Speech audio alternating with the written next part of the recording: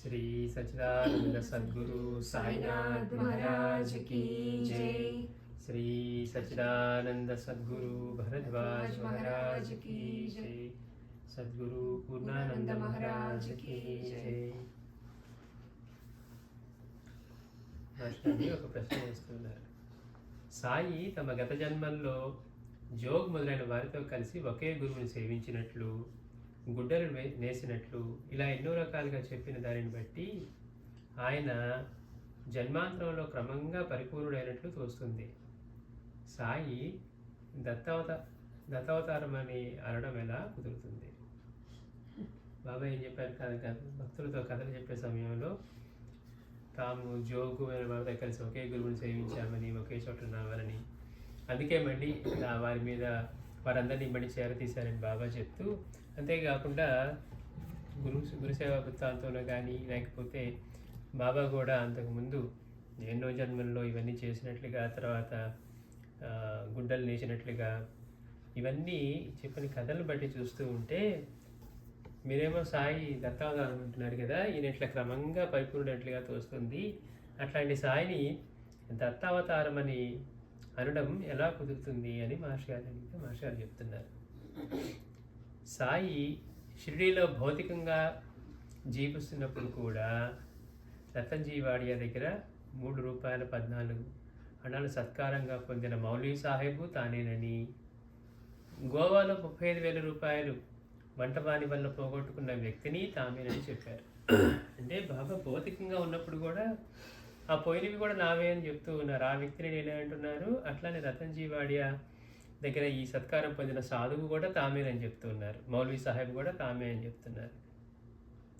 అంతేకాదు ఝాన్సీ లక్ష్మీబాయి సైన్యంలో తాము ఒక సిపాయిని అన్నారు. అంటే ఉన్నదంతా ఆయనే, ఎవరికి ఏ జీవికి ఏది జరుగుతున్నా కానీ తనకే జరిగిందనే చెప్తూ ఉన్నారు బాబా.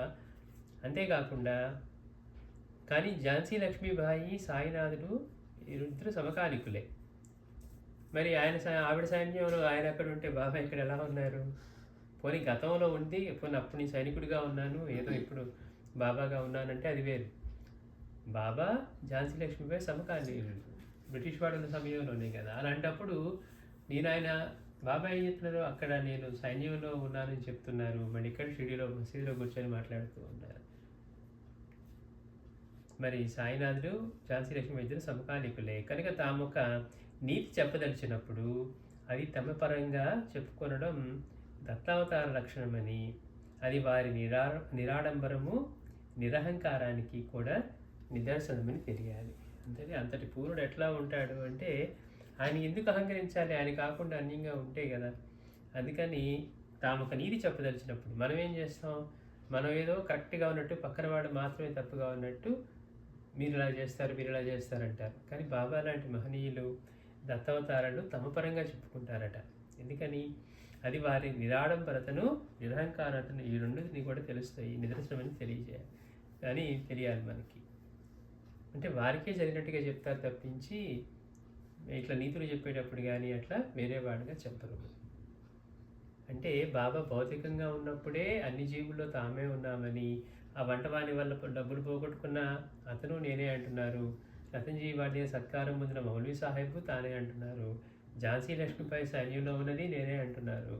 ఇట్లా ఎవరిని చూసుకున్నా కానీ అది తమ పరంగానే చెప్తూ ఉన్నారు. నిజానికి అన్ని రూపాల్లో ఉన్నది ఆయనే కనుక. సర్వజీవుల హృదయాంతరవర్తి అయిన ఆయన ఏ జీవి కారు కనుక. అమ్మ అక్కడ ఆకలితో ఉన్న కుక్కకు పెట్టింది నాకే చెందింది అన్నారు. అంటే సర్వజీవుల యొక్క హృదయాంతరవర్తి అయిన ఆయన ఏ జీవి కారు కనుక. మీరు పైన ప్రస్తావించిన వారి పూర్వజన్మ కథలు కూడా అలాంటివేనని తలచాలి. అంతేగాని మనం బాబా అట్లా అని చెప్పారు కాబట్టి, ఆయన సైన్యంలోను కాబట్టి ఈయన పూర్ణయ్యుడు, ఇలాంటి తర్వాత జన్మలో ఉద్ధరింపబడ్డాడను, లేకపోతే అలా ఇవన్నీ మనం ఊహించుకున్నట్టుగా అవుతుందంటే, బాబా ఒక్కొక్క సందర్భంలో ఒక రకంగా ఆయన చెప్పేవారు. అందుకని మాస్టర్ గారు అంటున్నారు, పైన ప్రస్తావించిన వారి పూర్వజన్మ కథలు కూడా అలాంటివేనని తలచాలి. వాటికి తోడు ఆయన తాము కబీరునన్నారు. కబీర్ వృత్తి కూడా నేత పని. బాబా నేత పని చేశానని చెప్తున్నారు కదా. బట్టలు నేర్చేవాడిని, నా పనితనానికి మెచ్చి యజమాని ఎంతో సత్కరించినా కానీ నేను అవన్నీ ఇచ్చేసి వచ్చానని చెప్తూ ఉన్నారు. అంటే అట్లా చూసుకున్నా కూడా కబీర్ వృత్తి కూడా నేత పనే. ఆయన తాము కబీరం అన్నారు. అట్లాగే ఆయన కూడా ఒక గురువుని ఆశ్రయించారు, కానీ ఆయన కూడా అయోనిజుడిగా ముస్లిం దంపతులకు దొరికాడు. ఎవరు? కబీరు. బాబా కూడా ఏ తల్లిదండ్రులకి పుట్టినట్టుగా కానీ అట్లా మనకి తెలియదు. అందుకని ఆయన కబీర్ అన్నాడు. కబీర్ కూడా అయోనిజుడిగానే దొరికాడు ఒక ముస్లిం దంపతులకి. ఆయన స్పర్శ వల్ల గొడ్రాలైన ఆ తల్లికి స్తన్యం వచ్చింది. అది కాక సాయి అక్కలకోట స్వామి ఒక్కరేనని నిదర్శనం ఇచ్చారు.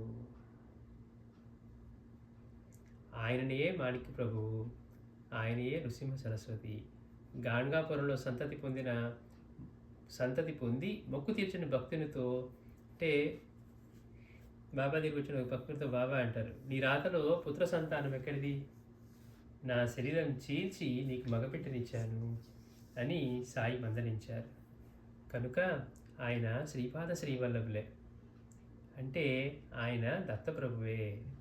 అందుకే ఆయన రామాయణ భాగవత భారత కథ జరుగుతున్నప్పుడు కూడా ఉన్నామని, స్వయంగా చూచామని, ఇప్పుడు ఎలా ఉన్నారో అప్పుడు కూడా అలానే ఉన్నామని అన్నారు.